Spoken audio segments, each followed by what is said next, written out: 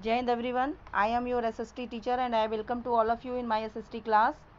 Students, in this part of video I will explain wildlife fauna and conservation of wildlife, biosphere reserves, India's mineral resources and metallic or non-metallic minerals. Clear everyone? Students, now we will study about wildlife. बच्चों, the term used for wild life is called fauna. बच्चों, जो term हम use करते हैं natural vegetation यानी प्राकृतिक वनस्पति के लिए उसको फ्लोरा बोलते हैं, उसी प्रकार से वाइल्ड लाइफ के लिए जो यूज़ करते हैं उसको हम लोग फौना कहते हैं. So now we will study about wild variety of fauna. Like it's wide variety of flora, India's fauna is equally rich and varied. It is mainly due to the great diversity in respect of relief, climate and natural vegetation. There are about 75,000 known species of animals in India.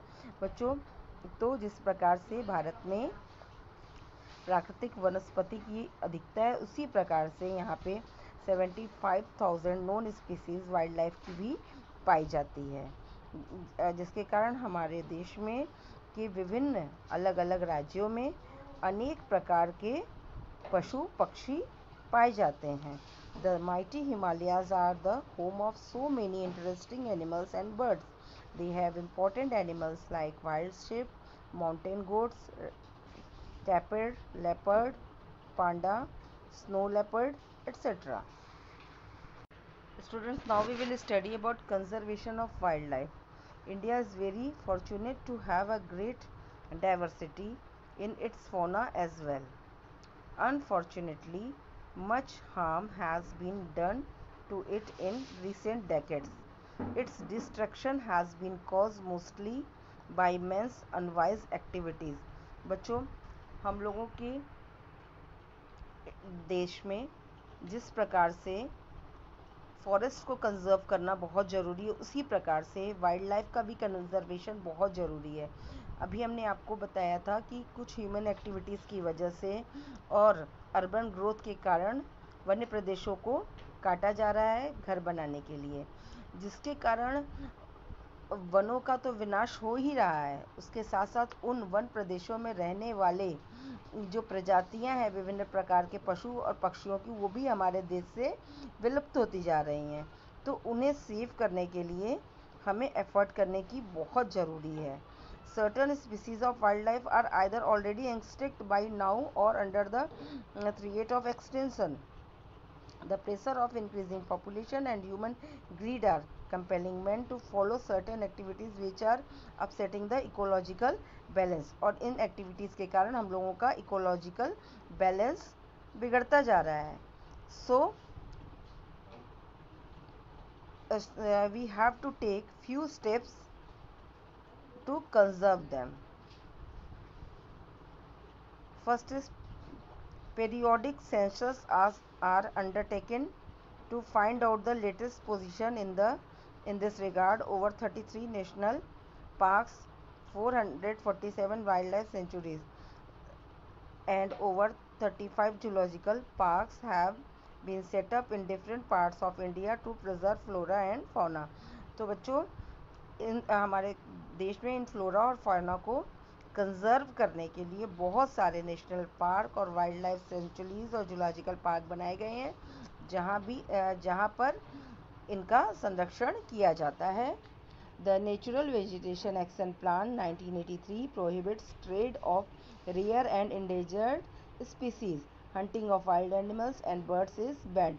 तो बच्चों, national wild life action plan बनाकर भी इससे रोका जा रहा है कि कोई भी व्यक्ति अगर इस तरह का अपराध करता है किसी भी वाइल्ड लाइफ और को या एनिमल्स को जिनको मारना अपराध घोषित किया गया, यदि उनको वो मारता है तो उसके खिलाफ एक्शन लिया जाएगा. A new national forest policy was adopted in 1988. It aims at maintaining environmental stability, ecological balance. Next is programs for captive breeding and rehabilitation of wildlife have been started all over India. Seminars, workshops and exhibition are organized to arouse awakening among the people towards conservation of wild life. तो इन बच्चों इन seminars वगैरह और workshop के through भी लोगों में जागरूकता पैदा की जा रही है कि वे अपने वाइल्ड लाइफ को कंजर्व करें। Special projects have been launched to protect the rare and endangered species in India. Number of biosphere reserves have been established in different parts of India. They aim at protecting and preserving our great biological diversity. Students, now we will study about biosphere reserves. A biosphere is a scheme or program for the protection and conservation of the great biological diversity of our land. The Biosphere Reserves Network program was started by the UNESCO in 1971.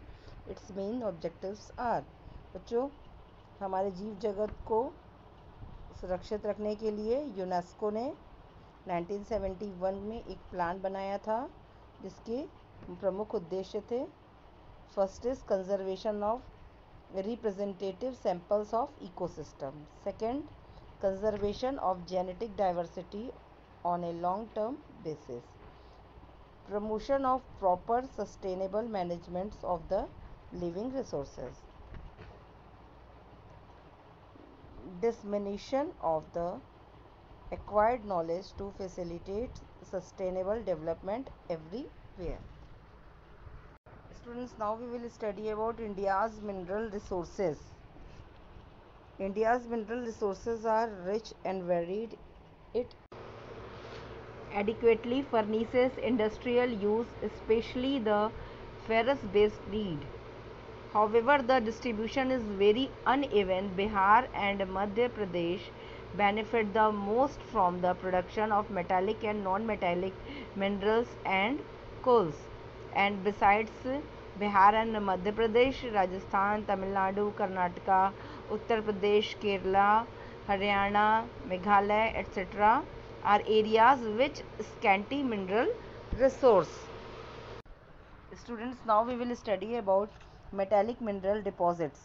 Metallic minerals may be ferrous or non-ferrous. बच्चों, metallic से clear हो जाता है कि metal means धात्विक, जिसमें ferrous जो लौह संबंधित, तो ऐसी धातु है जिसमें लोहे की मात्रा पाई जाती है, और ऐसी भी धातुएं, ऐसे भी मिनरल्स पाए जाते हैं जिसमें कि लोहे की मात्रा नहीं पाई जाती है. So first we will study about metallic minerals. In metallic minerals, first is iron ore. India is one of the world's best endowed country in the vast reserves and good quality of iron ores. And next is manganese ore. India is the world's fifth largest producer of manganese ore. Manganese ore is an important ingredient in the manufacture of iron and steel. Next is chromite. Most of the reserves of chromite are concentrated in the state of Orissa, Bihar, Singhbhum and Bhagalpur. Gold. Karnataka accounts for the entire gold production and most of the reserves of gold ore are here. Next is copper ore. Main reserves areas are in Andhra Pradesh, Karnataka, Bihar, West Bengal, etc. Bauxite. Major reserves of bauxite are found in Maharashtra, Madhya Pradesh, Orissa, Bihar, etc. Lead and zinc ores. Almost the entire production of lead and zinc ores in India come from the sulfide ores. Rajasthan, Orissa, Andhra Pradesh account almost for all deposits. Silver.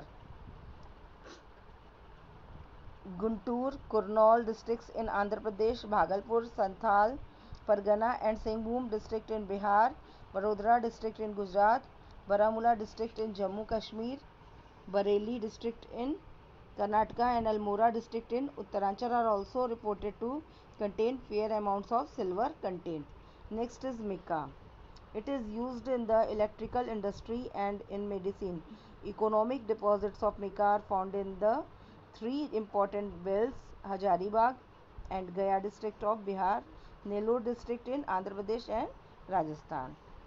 Student, now we will study about non-metallic mineral. जैसे कि मैंने आपको explain किया था, जिसमें कि ferrous की मात्रा नहीं होती है.